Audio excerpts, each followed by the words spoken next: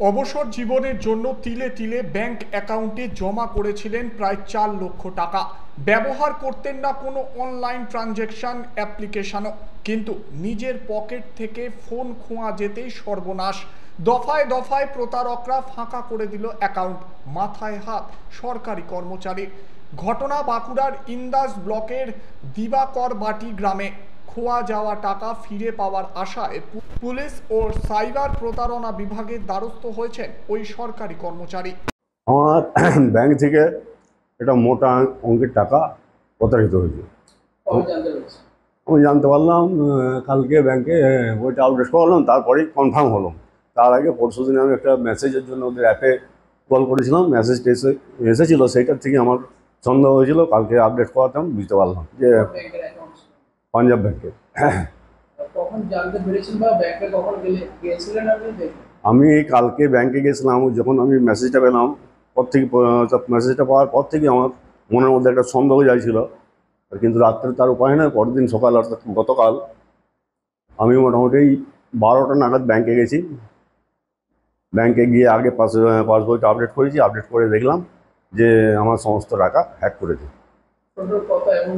Total আমার amount ছিল মোটামুটি 3,88,369 টাকা হ্যাক হয়েছে, আর 142 টাকা 71 পয়সা পড়ে আছে।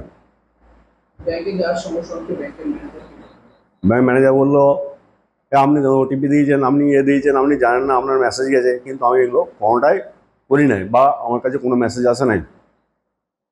তারপরে আমি ম্যানেজারের কাছে গেলাম, বললাম আপনি থানায় আগে ডায়েরি করে আসুন, ডায়েরি করে এসে অ্যাপ্লিকেশন করুন এবং যে ফর্ম আছে সে ফর্ম ফিল আপ করবেন।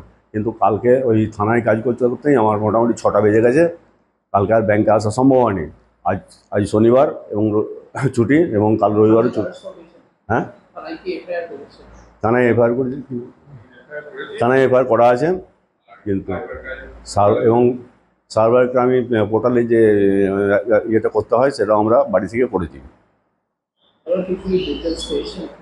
না, এখন আমরা কোনো কিছু টেস্ট করতে পারিনি। এখন চাইছি আমার ওই টাকাটা উদ্ধার। 12 ধাপে। ওরা প্রথম শুরু আমাকে 3 টাকা আমার একটা অ্যাকাউন্টে দিয়ে ওরা টেস্ট করেছিল। তারপর থেকে ওরা 50,000 করে 4বার পর তুলে যায়। তারপর 2 টাকা তুলে যায় একটা, তারপরে একটা 49,998 টাকা তুলেছে। তারপর তুলেছে একটা 48,000 টাকা, তারপর তুলেছে একটা 40,000 টাকা। শেষকালে 350 টাকা একটা পড়েছিল, সেটাও তুলে নিয়েছে। এখন চাইছি আমার ওই টাকাগুলো যাতে ব্যাক করে ফিরে আসে আমার অ্যাকাউন্টে, তার ব্যবস্থা কর্তৃপক্ষ করুক। এখনও কেউ কোনো আশ্বাস দেয়নি।